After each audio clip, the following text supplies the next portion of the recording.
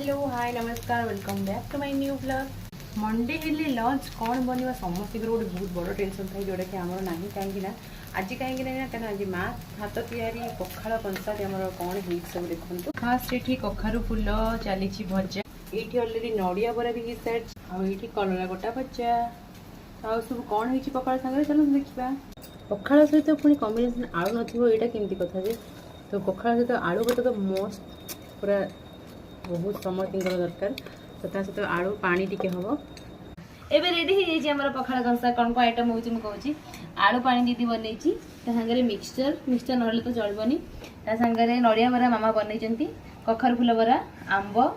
काकुड़ी salad आ कलरा भजा गोटा भजा तो बर्तमान आम चलू पखाड़ आम एंजॉय करूँ आप लंच रे कौन खाइली मत कमेंट करेंगे जब वीडियो भल लगी लाइक शेयर एंड सब्सक्राइब करेंगे टाटा बाय बाय पुणी देखा नेक्स्ट ब्लॉग रे।